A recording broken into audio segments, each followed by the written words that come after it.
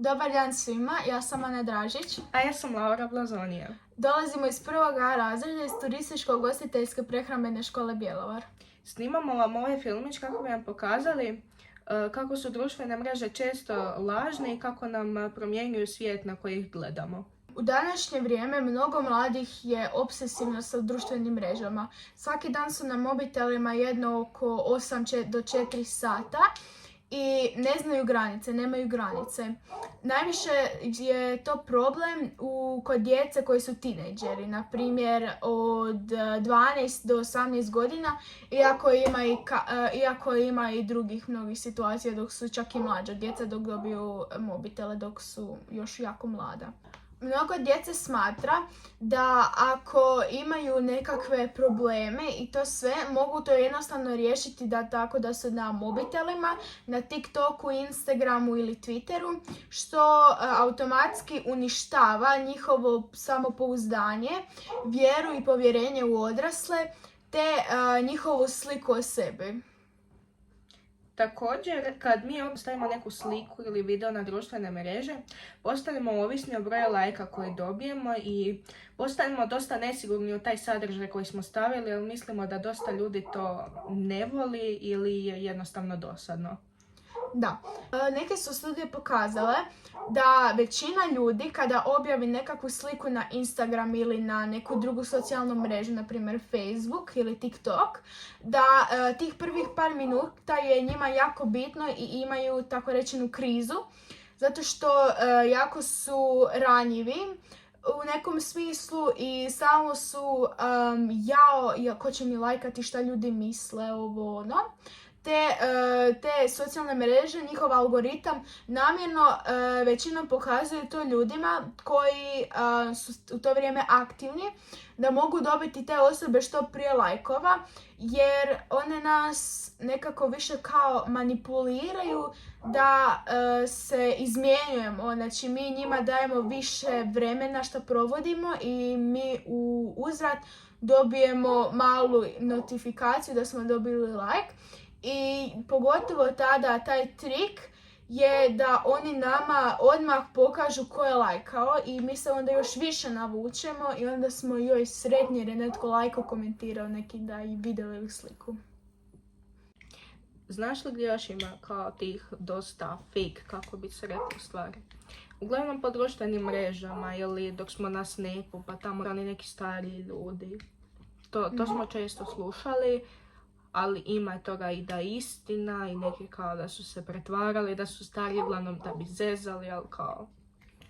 Ja još kada sam imala Snapchat, mene bi dodavali, pitali bi me za sliku i onda kad bi ja njih prva pitala, jer ja nikad ne šaljem prva svoje slika ako ne vidim, ako su mi malo čudni i to. Oni bi mi uvijek, skoro uvijek bi mi poslali sliku sa Google-a ili svoju sliku toliko isfotoshopirani da ako vidim njih uživo fakat nikad ne bi rekao da je to ta osoba. Također ima velika jedna razlika između filtera i Photoshopa. U suštini Photoshop je kada ti sam sebe photoshopiraš, a filter je kada ti je već gotov taj Photoshop, da si ne moraš sam, nego već će to automatski. I još ne moraš si samo nos smanjiti ili usne povećati, to ti možeš još sve i svašta dodati da se ti malo veće oči, malo bujnija kosa i da. A što je sa photoshopiranjem ovako mjesta gdje se nalaziš i svega toga? Čula sam da je toga dosta ima ovako po Instagramu. Da. Neka djeca, tinejdžeri, šta su zavidni ostalima, šta mogu negdje ići, a oni zapravo su vjerojatno sami u svojoj sobi depresivni. Umjesto da potraže pomoć odraslih, oni se uglavnom fokusiraju na to da postanu više popularni na toj nekoj društvenoj mreži i da im kao bude bolje, a zapravo im je sve gore i postaju ovisni o lajkovima i o svemu. I zadnja stvar koja je jako bitna kod photoshopiranja, ili ako se hoćete slikati baš reći da nisam photoshopirao to i to sve. Jel su to one možda poze ili nešto što koristi? Da, upravo to. Znači, rijetko kada objavljujem pogotovo sebe, i šta drugo zapravo, na socijalnim mrežama. jer ja sam odlučila jednostavno da je to toliko loše za moje mentalno i fizičko zdravlje da sam jednostavno rekla goodbye, ne mogu ovo više. I moje zdravlje, psihičko i pogotovo fizičko zdravlje, stvarno je nebo i zemlja. Naspram kad sam imala screen time 8 sati na dan, to je bilo po ljetu najčešće. Samo 8. Moje znao biti preko 16 nekad. U jednom danu? Da. Pogotovo preko ljeta kad je bio onaj lockdown za vrijeme korone. Da. Znači, je online nastava, bilo sve živo, ljudi su ti depresivni bili. Mislim, vidjela si kak je bilo to sve. Pa da. I ne mreš nikud iz županije, nisi mogla ni ništa, šta ćeš, bit ćeš na mobitelu, to ti je to. Da. Ja ne znam koliko sam se igrica naigrala i sve živog.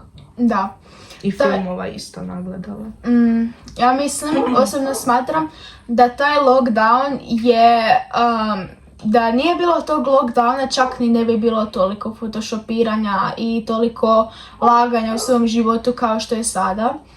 Te, znači, od sada do mijenjanja rase, do bilo čega može se photoshopirati, maknuti ili dodati, što je jako loše. I to što sam krenula govoriti o tim pozama, znači ja imam mali podbradak, i ja ako ga hoću maknuti jer ne da mi se sada photoshopirati cijelu sliku, ja ovako dođem, malo zaobučim jezik.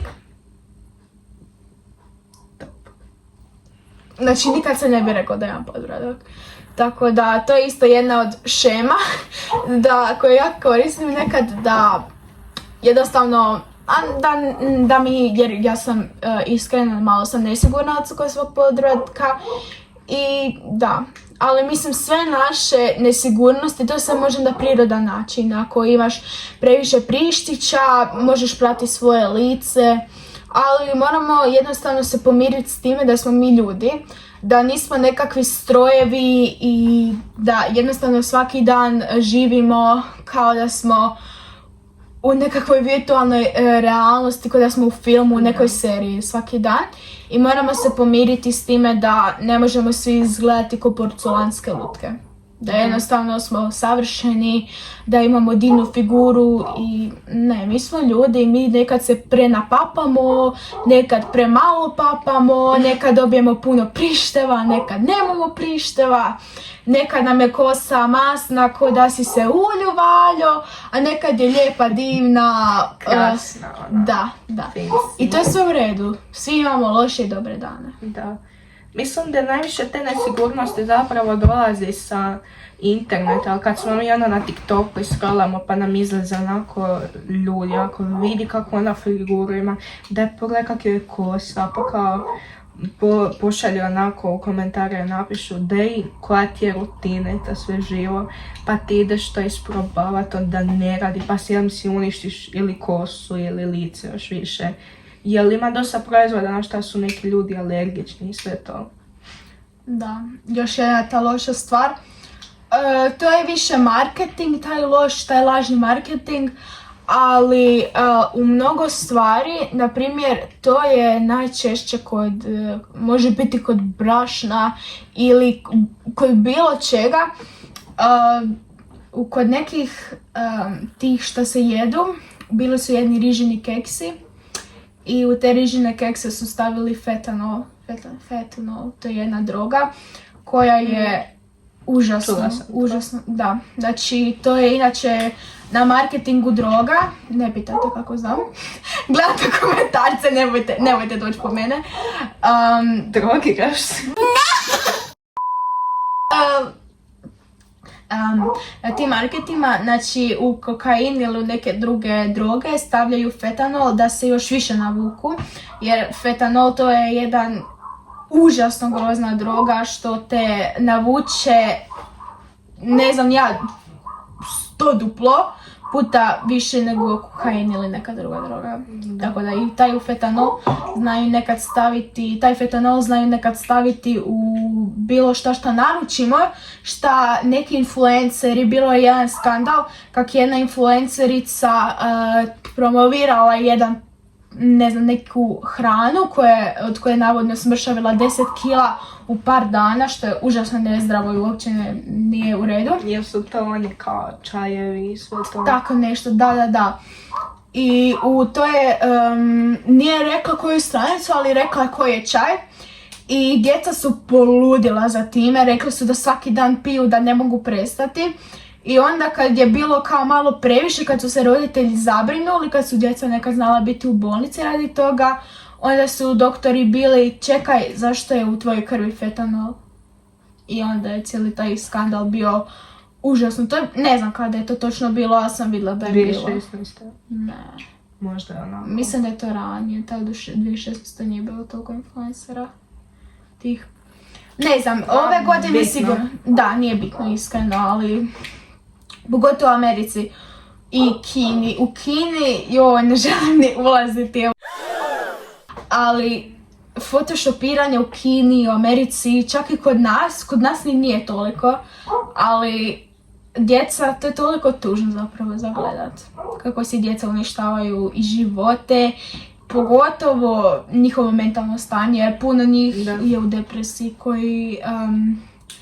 koji jesu toliko na socijalnim mrežama. Znači više od 60% ljudi koji su svaki dan po 4+ sata na nekakvim društvenim mrežama imaju depresiju, anksioznost, OCD ili išta slično. Da. Mentalne bolesti su zapravo često povezane sa tim kao društvenim mrežama, tom fake realnošću, sa svime time uglavnom. Za Instagram reality, na koji se koristi jer Instagram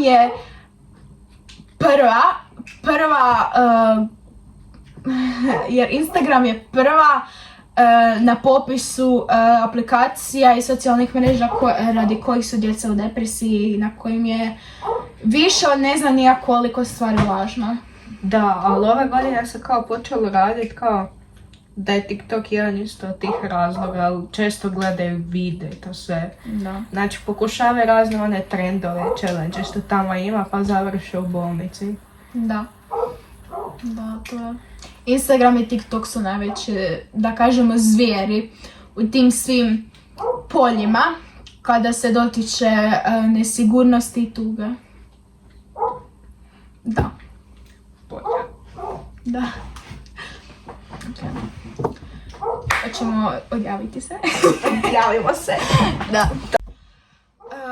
Evo, ovo je kraj ovog filmića. Nadam se da ste uživali i da ste nešto naučili i ako itko stvarno, ako god ovo gleda, ako zna nekoga ili je sam u nekakvoj teškoj situaciji mentalnoj radi društvenih mreža, neka priča s nekime, ako nikako ne može s nekim pričati, neka jednostavno proba maknuti te mreže zato što, ne znam, ja sam se jedva oslobodila toga i stvarno iz osobnog iskustva jedina stvar koja može pomoći u tome je da se jednostavno skoro razriješite tih mreža. Tako da, molim vas, čuvajte se, budite zdravi i dobri i hvala vam na svemu. Da. Doviđenja!